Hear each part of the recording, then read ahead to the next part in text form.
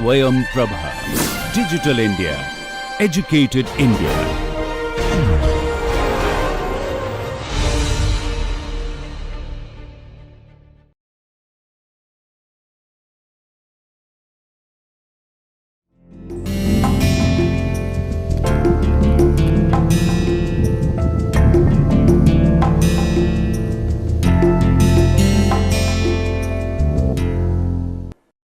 Hello everyone, welcome back to this course on signages and wayfindings. Today we will be going to lecture number 8, which talks about project deliverables. My name is Sneh. I'm Associate Professor at Manipal University, Jaipur. Let's see what we have in our table of content.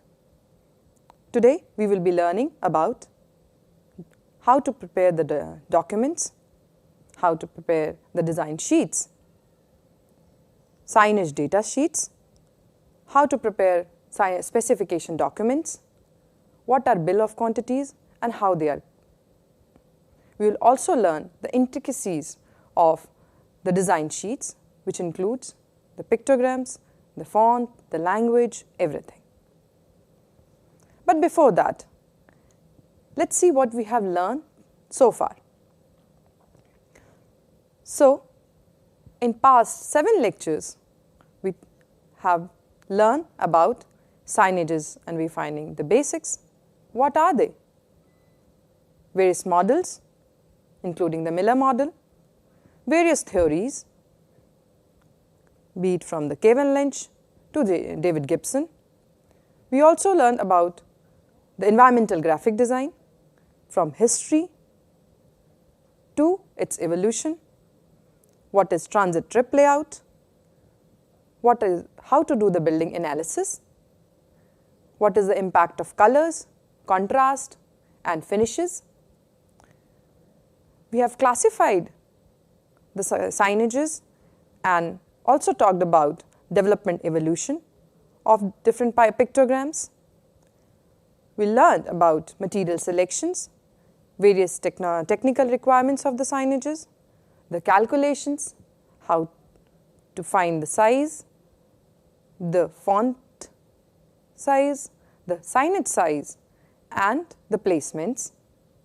We also learned the signage design development, the entire steps which has been adopted in developing the signage, and we talked about the project coordination. In project coordination, which was the last lecture, we learned about how the award process takes place, how these drawing and schedule is important, what is the use of it, how the approval process happens, how testing takes place, how we coordinate on site locations and plannings, how to do the on-site inspections, and what happens in getting the final approval for signages.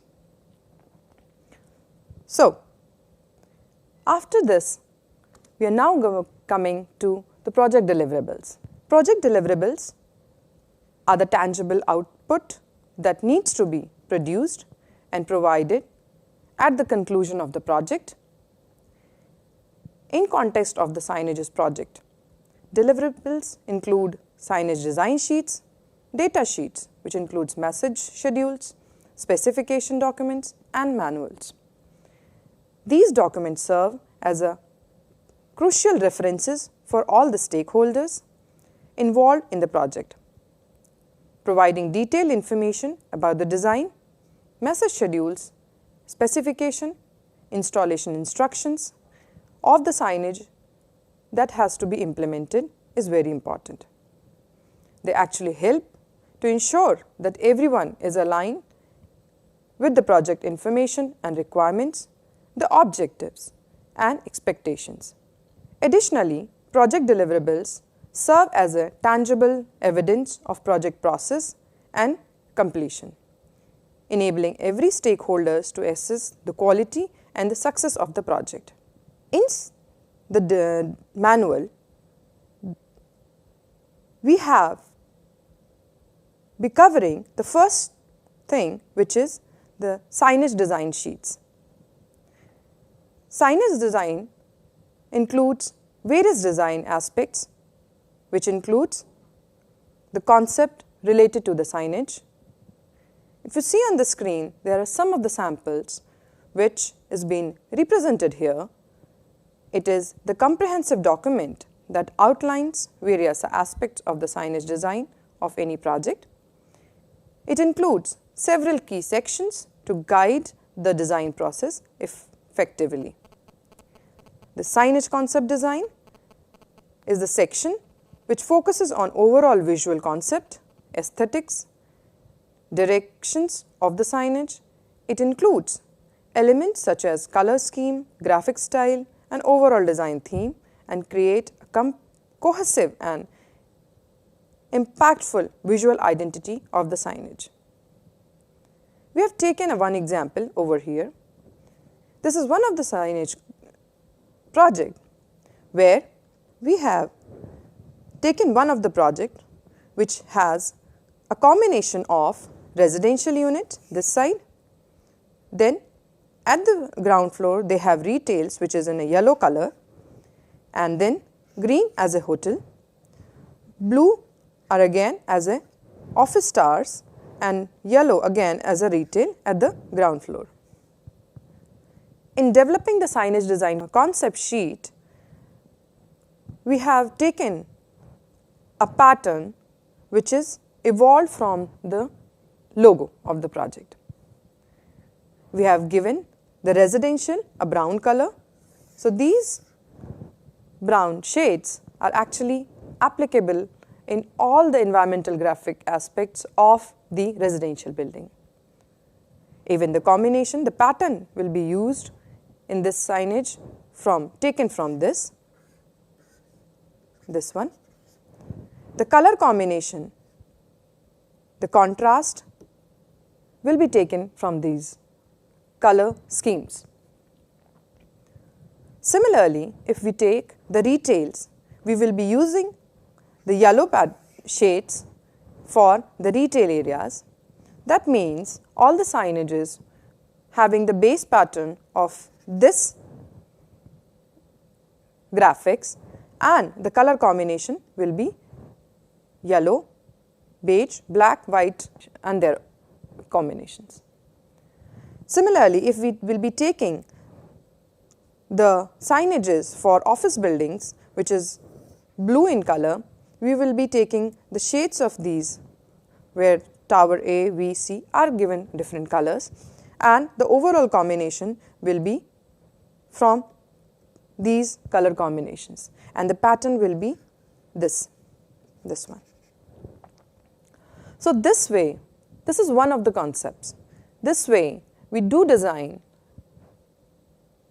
the concepts and we put all the concept into these design sheets so that we can convey our stakeholders about what is a language, how we are going, and what is a concept behind all these designs.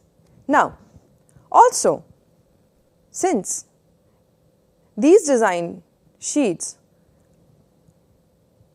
all the things go hand in hand. So, the planning strategy has to also be included in these design sheets.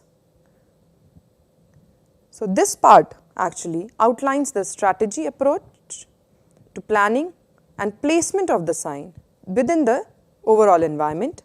It considers the factor such as user flow, visibility, information hierarchy to ensure that the signage effectively guides and informs the user.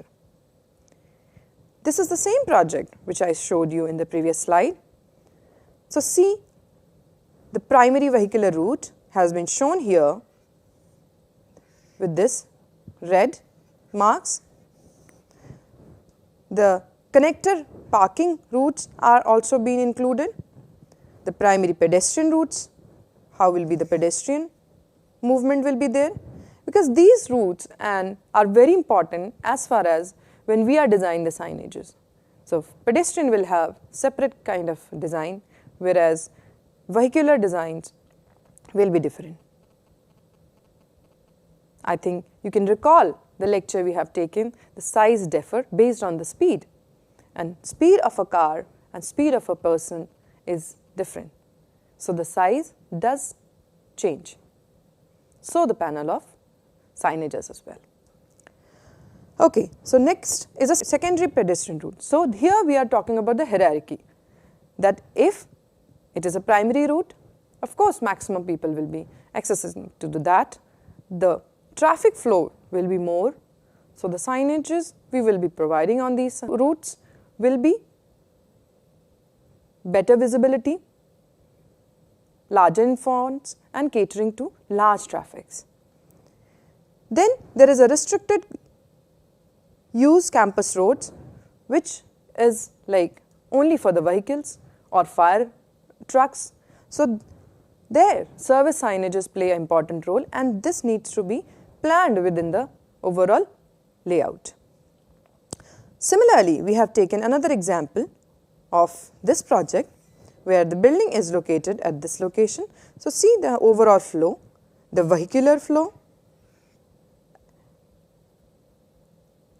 the building identification, which is your where I am putting the building identification signage, where is the main gate, signage is putting over there. So this is overall planning of how the overall traffic movement will take place, be it a vehicular or be it a pedestrian.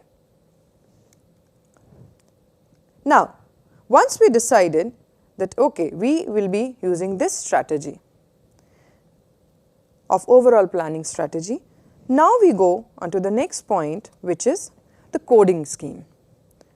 How we code the signages which we are using. So we have a specific coding scheme. Remember that we have learnt the classification, how we can classify the signages. In that, we talked about on the basis of usage, we can divide the signages into 4 categories. That was directional, informational, identificational and services. So this coding scheme is one way of coding. There are various methods of coding. Every company or every design studio can develop their own coding scheme. But this is the easiest one which I am sharing with you. In later stage, you can even, based on this, you can have your own coding scheme as well. So let's see how it works. So based on the usage, you have directional, whom we have given the color of red, identificational as purple, informational as IN or green and services as blue. So this way, we will be, when putting these signages on the sheets, the visually only we can get to know that okay, this is this kind of a signage. This is again, the sheet becomes user friendly for the people who are viewing that sheet, and that is for easy identification as well. So now let's see. So we have taken, based on this, directional, informational, identificational and services, we use this code over here. So this first 2 points are the type of signages. So suppose here we take this example, here we will be mentioning the code ID, which means identificational. Now second digit talks about the hierarchy. Is it primary, secondary, tertiary or more? The design type. The first one is the primary one. They are given more importance, so we code them as 0, 1. So here we will be putting that if it is a 0, 1, we will be coding it here 0, 1. Here the signage which is shown in this image, it is of third number, so we will be putting 03 over here. So this becomes the code of ID 03. Now the rest part, this one actually talks about the type number, and if we are having any, that means the message which is actually written on that. What is the message? How will I know what is a message written? So this code, which is the type number, yeah, YY, actually tells me that I have to, from the message schedule, I have to refer these numbers over there for what is written or what pictogram they have used. So either YY, which is your written message schedule type, what is written over there, or pictogram number, which is P1034, we will get back what is this P0 again. So we are giving the pictograms a number P1, P2, P3, and from there we can use that what pictogram am I using on my signage. So this way, here this is a signage which is with the same color as identificational signage, and then the coding.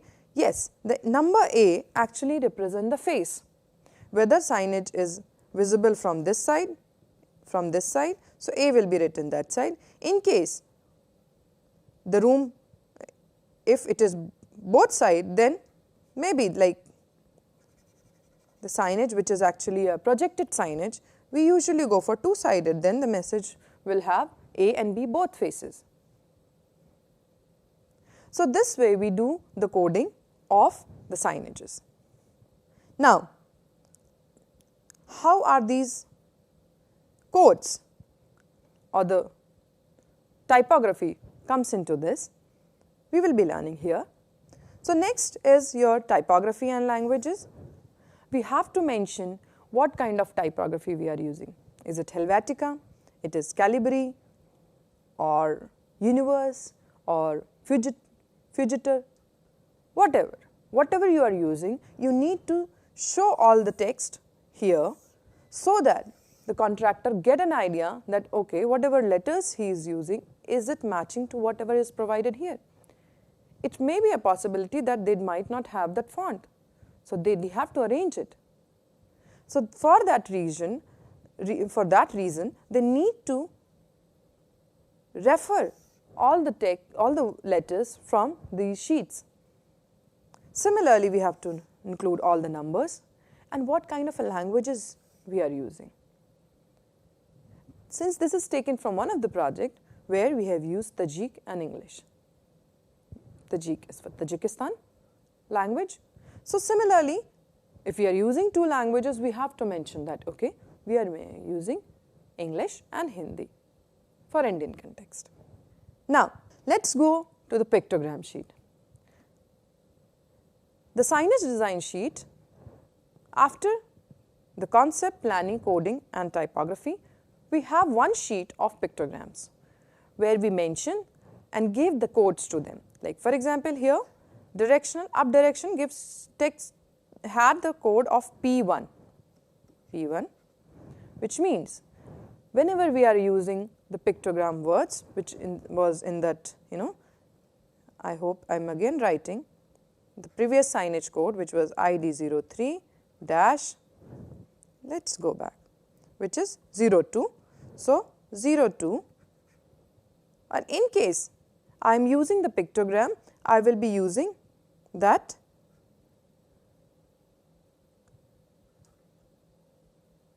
P1.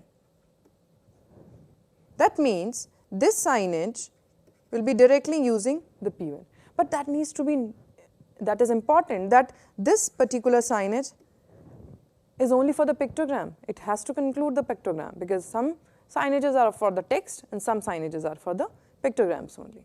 So this way we use these codes of the pictograms which is allocated with different numbers. So from these pictogram sheets we get an idea of how the pictogram will look like, and we will be using these for doing making the signages. So the vector files has to be given to the contractor and the vendors so that they can trace these pictograms in the particular location where it is allocated.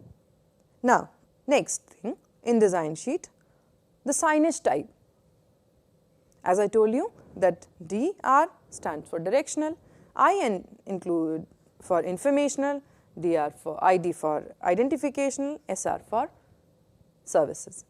Now, this signage type includes this overall sheet, what kind of signage are we designing. So, if DR01, I am choosing what will be the design for it. How will the sign look like? So this needs to be included. Let's take example here. So this DR09 is a directional sign which has been mentioned that it is a standing directional sign, what is a mounting, what is a cap height in this, and the sum of the specification has to be mentioned, which includes that freestanding unit here which has to be powder coated and metallic grey color, then what will be the base color, what kind of a polish we are using, or what kind of a text graphics and in what form it is including in that. Here I have taken one example for the reference. So here we have taken a signage type which is directional 02. The typeface is Calibri. The font size which is mentioned, that means what is the font size of this and this. So that is mentioned. Is it mounted, wall mounted? What kind of a mounting happening or freestanding? Then what are the materials am I using? So here it is mentioning that 20 mm thick MDF panel finished is being used with semi-gloss finish, color to match off-white. So all these specification details are mentioned here. Even the Pantone color shade has to be mentioned so that it is easy for us to match. And the overall elevation, the side elevation and the contextual elevation. That means give you an idea that exactly if in human context how the signage will look like. Similarly, we do it for all the type of signages. Here the text might change based on the next number after the this one. यहाँ पे जो where the number which will come here over here, that will tell you what needs to be written here, or here the pictogram if it comes, that will tell you that what type of a pictogram we will be using here. So this way the signage type sheet works. Now let's go to the message schedule. We talked about the starting two numbers. Now we will be talking about the last two numbers. So message schedule actually talks about what is a message which you want to be put on the signage. Is it the pictogram? Is it the written words? For example, here this is a signage. I have something written over here. Suppose this is identificational signage with this design of the third number. So now what needs to be written is to be taken from here. For example, let's see, it is, I am taking the ID 22. Let's redo it and we code this as ID 22. This ID 22 actually has the word written is lounge, and this is one sided. See, here is side 1, side A, side B. What message is on side A, what message is on side B. How it is mounted, mounting details has been mentioned here. Is there any remark like if there is any confusion for the letter or the words to be written, then it has to be decided by the operator, or whatever remarks we have which needs relook, there we write the remarks over here. So this way, this is a sheet, message schedule sheet, which we prepare. The overall look is something like this. So here if you see that now the number, signage number is here. So the third one is 331. So this signage number will exactly go similar way to the plans, saying that okay, this is my building. Sorry, let's not go work on that. Here, if this is my wall and I have used the signage, so here it will be written as A with the signage number ID 22 by dash 3331. That means this signage in the plan I have to refer from these message schedule for the write-up, the design sheet for its design, and for font we will be referring the font sheet, and for pictograms the pictogram sheet. So this is overall connections which happens in all these design sheets and manuals. Now let's go on to the next, which is signage count. Based on the type of projects, some projects like a small office, the numbers are less. Some projects which are huge, there the signage counts are way more. Like, just give you an example, the largest project which I worked on, it has 33,000 signages. Handling 33,000 signages in one go, it's a tedious job, especially for the fabricator also, the contractor as well as the designer. So for the ease of the fabricator, we also give them the count, that okay, how will you decide the panel size, and this kind of a signage will be of this much count. So we have, since everything, all the message schedule and the counting happens in Excel sheet, we can easily give them the count. That means directional DR01, ground floor we are using 0, other floors we are using mezzanine floor 0, first floor we are using 11, so total count happens to be 11. This will actually help us in calculating or the bill of quantities. In the tendering process, we need these counts so that we can come out with the pricing. The overall sheet actually looks like this. So it will have the overall count and putting everything together at the end. Next, what is a specification documents? So we have done with the design sheets, the data sheet, that is the message schedules. Now we come to the next section, which is your specification documents or specification manual also sometimes we call it. There are certain sections which talks about different things about the signages.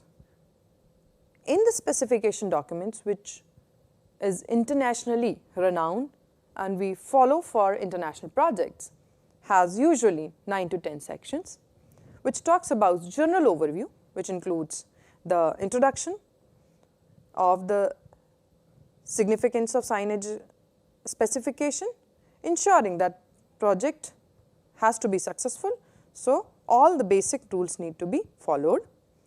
Explanation of the scope of signage specification, covering various aspects such as design, material and installation. The section 2, which is your performance requirement, it actually talks about the structural integrity, the durability, the compliance with the accessibility standards, and the importance of engaging qualified professional to design and engineer for especially the structure. The third section, which is the submittals, the explanation of the documentation required for approval before proceeding to the fabrication and installation. The importance of the submittal is the product data, drawings, samples have to be reviewed and approval has to be taken with this submittal types. Then the warranty. What is the overall warranty of the signages, especially the material which we are using? What are the components that has to be ensured that it has to be long lasting and have better performance? Then it also includes the explanation of the warranty period and covering defects and failures. Then the next section, which is your material and products. What materials we are using, what is the fabrication process, is it plastic, metal, finishes, all these things mentioned in the sections, and it has to meet the quality. So all these details of what quality we are needing, that needs to be mentioned in this section.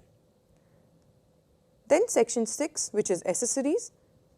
This is the section where you have to include what is the fastening method, like installation, security wise how signage installation happens, what is the anchor we are using, how we are making this stable, and also it talks about what are kind of adhesives we are using, what kind of a tapes, yeah, sealant or any waterproof finishing effects which we are using.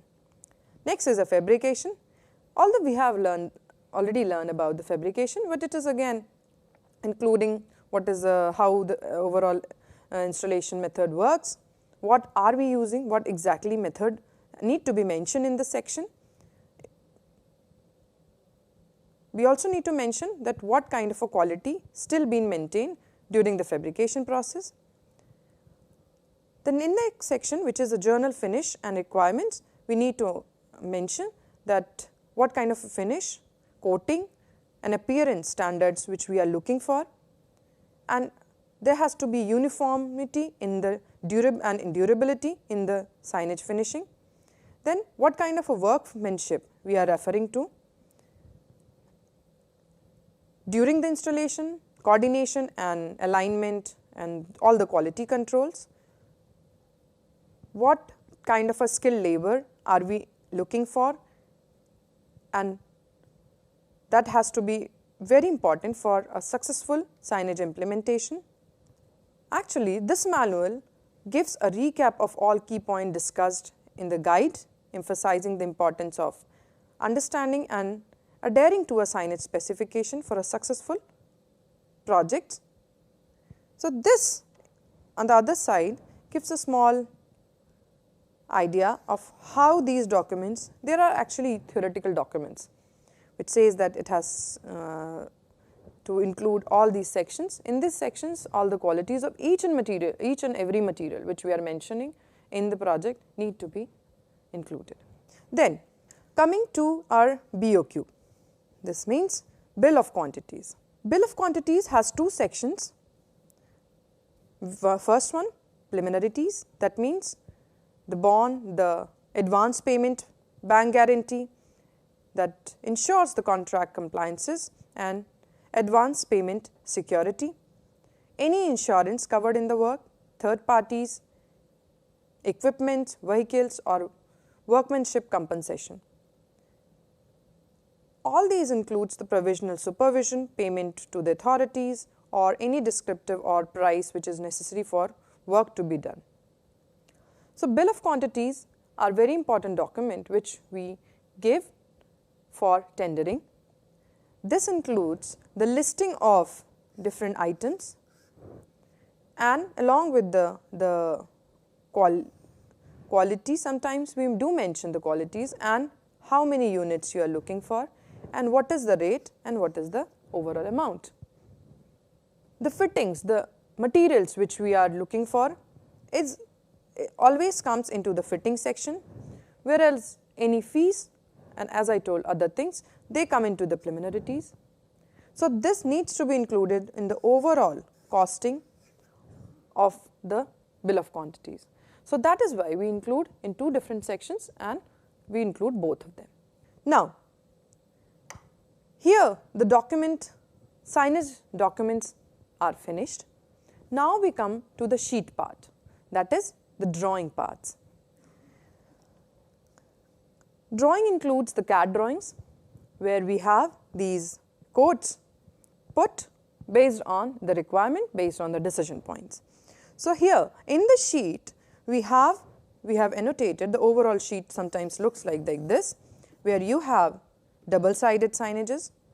Can you identify what would be the code of the signage which is in light blue color? So the blue signifies services, that means it will be something with the SR code. So this and what about this green? If you remember green, we were indicated to informational, so IN. So this way you get to understand that what code we are allocating. So here if it has A and B both, that means it is double-sided signages, and the message comes from one side and other side as well. Mind you, both surfaces are mirror, so we cannot have the same message repeated. Think about it. You put the direction in this, whereas when you mirror them, the direction changes. So we have to give separate message on both the sides. So we have to place a legend on the side which says that A, B, SR, this is services, this is directional, this is informational, this is identificational. And how the room numbering happens, what is a fire exit, this is side A, this is side B, and other small instructions. And if you zoom these, this will look like something like this, and here it says that this is a blade mounted because it is jutting out of the ball and have two sided, and this is a wall mounted. Okay. So this is what all includes in our drawing sheets. Now in the design drawing section, we have included the plans, we have mentioned where the signage would be, we have mentioned what the signage design look like. But now in this sheets, which is detailed drawings, we give the detailing of the signage, that what materials, the kind of bolts, the kind of hinges, the kind of welding, the kind of materials, the fabrication, how will it happen, and what will happen and what can be seen in the sections. Each and every detail is been mentioned here. If you see, this is a ceiling mounted signage, overhead signage you can say, and here we are mentioning that this, how it is going, what will be the size of my directional arrow, and how will its overall section look like. How are these metallic support pipes are going. All the sectional details will be mentioned in these detailed drawings. Based on these drawings, the fabricator will make the signage. So this is very important document as far as the fabricator is concerned. Now, the overall, what kind of a coordination we need in such kind of a thing. So if we are making the drawings or working in the office, we need, for the drawing designs and the drawing sheets, we need to coordinate with the architecture department, interior, transportation department, electrical department, landscape for the outdoor furniture, and the structural because of the foundation details and all, and PMC. And while working on the data sheets and specification manual, we need to coordinate with architecture, interior, and PMC. Now, this was all about what are the documents. Now, next we will talk about the delivery method. What kind of a system, in what way we are working on. So let's see this. While creating the drawings, we are talking about how are we creating a drawings, yani what softwares we are using and for these drawings. So we usually get the plans from architecture department, and then we create a XREF, yani XREF layout over the CAD plans. Usually the drawing part happens in either CAD or Revit. So in Revit, we make families of these signage types. So we make 4 families of directional, information, identification, and services. In CAD, we make the blocks. We create a legend, standard legend, which is applicable in all the drawings. And then we also have to make the blocks of each different type with allocated colors. We usually give the tone of grayscale to entire drawing so that we can easily identify these signages, and it is very much visible to the user or the contractor who is using the sheet. In case the project is huge, it has residential building, it has a bigger master plan you can say, or it has a campus suppose, we have different 7 to 8 buildings in a single campus and we are handling that project. In that case, the coding differs, as in we actually add the building code in front of the overall signage. So in this way, we can actually have a unique identification for each and every signage, because it might be chances that when there is a two building merging in a single sheet, then there might be confusion that you might get a DR01, GR01 in 2 or 3 places. So in that, we have to give a unique identification, which has been done by adding the building name and the floor. Here see, you have added that. So code length actually increases, but actually it helps you in identifying and giving the unique number, which is at the later stage not create any confusion and help in identifying, okay, which signage went wrong, or what is the changes, what is there any installation changes required for that particular signage. Now, the delivery method for the design sheets. For design sheets, most of the work is all done in Illustrator and Photoshop. Illustrator is very important as far as we have to give the pictograms in a vector format, because they need to be, screen printed, offset printed or engraved. So their illustration gives that flexibility of being vector, so that we can give directly to those drawings to the fabricator. For the overall composition, we usually use InDesign and Adobe Professional for editing and all. So this way we use our softwares in making these sheets, editing these sheets. Now, so we covered the sheets, the design drawings, the design sheets, which is manual. Now coming to the schedule. Message schedule are actually the schedules which has to be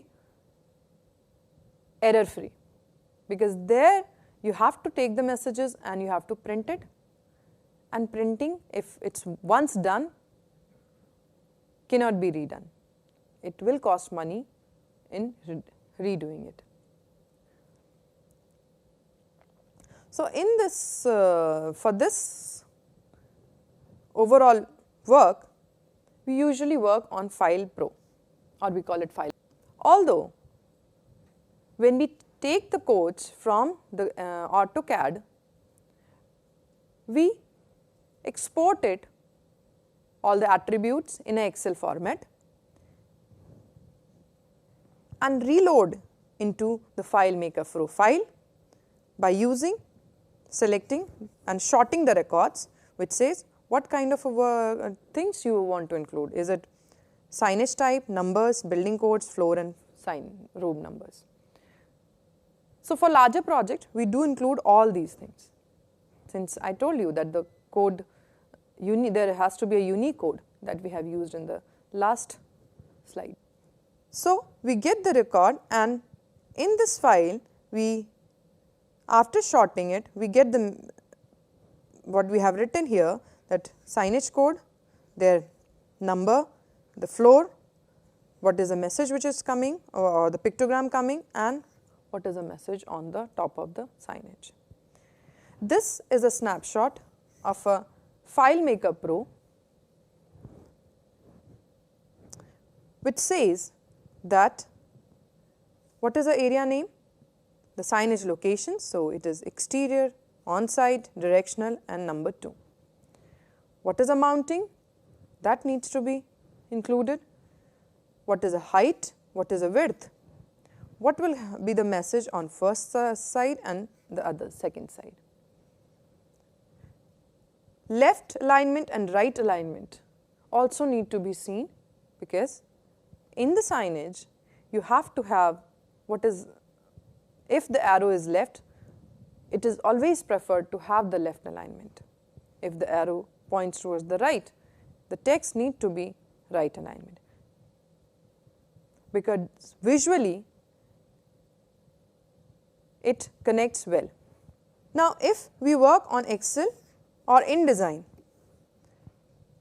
rather using the FileMaker Pro, the data sheets look something like this form, which again includes signage type, locations, floor, side A messages and pictograms, side B messages and pictograms, where it is mounting, and is there any remark. So, this way we create the documentary, or you can say the overall bundle of all the signages which has been used in our project. When we give these submittals or the deliverables in separate packages, it is advised that the package of specification design and the message schedule should be of one building at one go. This is for easiness, so that there might not be any confusion in overall counting, which will actually affect the price of the, while making the tendering process. The Excel, the data which has been used here in the form of InDesign and in FileMaker Pro, this data is also been given to vendor in the Excel format, because Excel is a software which is very friendly and everybody can use it. It might be chances that the vendors or the fabricator does not have these softwares, the FileMaker Pro and InDesign. So, filtering, sorting becomes easier. For example, in one of the projects, we did the delivery on phase wise. So, the client requested us, let's give the important directional signages in the starting before we do the inauguration. So, for that kind of a thing, we gave them the Excel so that they did the sorting easily, and we only fabricated the part of the package which is the directional primary signages and installed it. Okay. In the message schedule, let's connect how we do it for the, connect it with the sheets. If you see carefully here, you have used this, I have taken it from the previous sheet, the message schedule. Now, for ID 11, I referred the design sheet which says the ID 11 is for VIP amenities, which includes the pictogram. The mounting happens to be on the wall or door. The cap height is around 60 mm. All other details, like it has to be bronze color and in brass plate, and the lettering has to be, or the pictogram has to be in golden brass finish. Braille has to come in on, it has to be mounted either on wall or on door on pins. So, this is a data which actually gives you that how the signage installation will take place, and for more details they need to refer the specification for maintenance and other details. But for basic details, the design has to be the design sheet needs to have these data. Then here if you see, these numbers actually indicate what finishes of details are mentioned in the specification, small specification here. Now, this is a front elevation and this is a side elevation. How much size the plate will be you get to know from this sheet, and this is a contextual innovation there where the human, and in his respect what would be the size and where it will be placed. And since here this we have done from the design sheet, now it is working on the ground floor and I am using P42. So, let us see what is this P42 from the pictograms. So, this is a pictogram sheet. From here if I see that P42 is this one, which is your pantry pictogram. So, for this signage we will be using the pantry in braille and this pictogram to this location. So, this way we are actually connecting my design sheet to the message schedule and my design drawings to the design sheets and the message schedule. And these three documents has to be in sync. When this all are well planned and well arranged, then the counting and fabrication becomes easier. Let us see what I have one example where I can tell you that what is a challenge in this. We do face challenge in sometimes when the project is of dynamic nature and it may subject to change based on small recommendation by the client. There was a large project which incorporated around 82 buildings in one campus, and we were told in the very end that tower 11 has been changed to tower 22. Since being a signage designer, we were not taken into loop in the starting of the changes, and this change was not informed on time. The overall design was a disaster. We did all the works based on the previously code. Since the coding, color codes, everything depends on the numbering of the tower, which actually costed us in wasting more than 500 signages. So, we had to remake the fabrications, do the entire drawings and the fabrication as well. So, avoid such mistakes, we need to be in sync with the architectural team, the design team, and make sure the communication has to be percolated to the entire team well in time.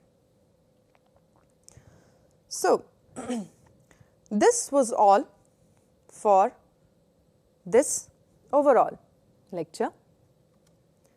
Now, let us go to the summary part, what we have learned today.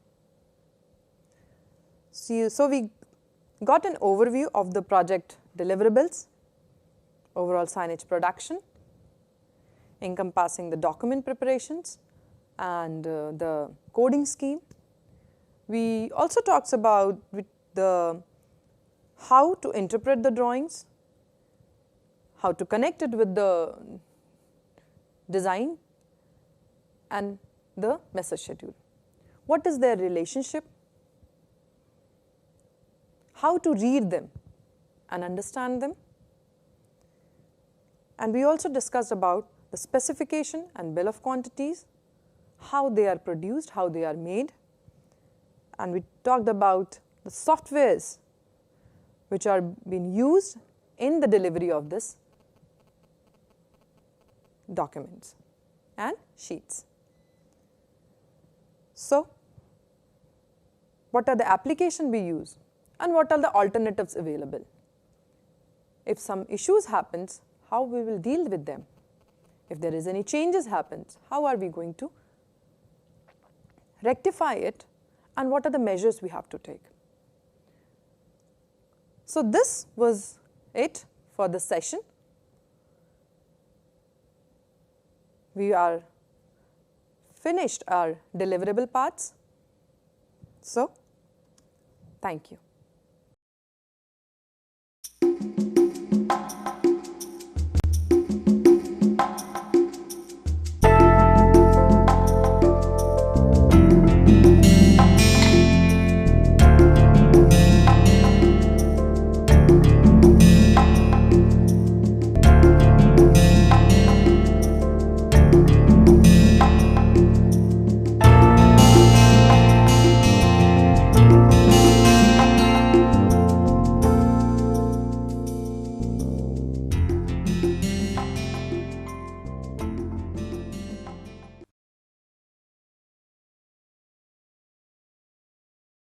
Hi, my name is Gillette Sam and I teach sociology at IIT Kanpur. Today I am going to tell you about an important debate that is occurring around the concept of globalization. Now, uh, within the study of globalization, there are two sets of people. The first set of people argue that globalization is very real. It's something that is happening around us all the time, and in fact, it's something that is gaining strength over time. The second set of people, and the first set of people are called the globalists. The second set of people are not so convinced that globalization is something real, and they are referred to as skeptics. Now, the skeptics argue that unlike what the globalists would have us believe, that there are things and ideas and people that are traveling across the world, across multiple borders, and that we live in an interconnected world, actually, there are many parts of the world and many types of people who are completely left out of these kind of global flows. So they would give you the example of typically indigenous communities who live across the world. And they would argue that if you look at the lives of indigenous communities, particularly tribes that are quite isolated in terms of their physical location, their lives continue without their participating in any kind of global flows. To this, the globalists would respond that even though people may live in isolated and remote locations and they may not be directly involved in global flows, their lives today are still being influenced by events that are happening at a global scale. You can take the example of climate change. So, for instance, if there is an indigenous community that has no contact with anyone else in the world apart from themselves, but they live in an area which is experiencing an increase in sea levels and increase in the temperature. All of this may be attributed to people in neighboring countries, or actually rather events that are happening across the globe. So in that sense, even though you may not be directly participating in global flows, your everyday life is affected by what is happening around the world. Another argument that the skeptics make is in regard to what happens with the nation states. Now, initially, when discussions about globalization started, and we are talking about the 1990s, the expectation was that the nation state as an entity is going to wither away. It's going to cease to be important. Now, skeptics could point out to the world today and say, well, nation states are still important. We still live our lives based on which nation we were born in or which nation we have citizenship in. Their rules and regulations are still important for us. To which globalists would argue that this expectation that the nation state will cease to be important, that itself is a fallacy.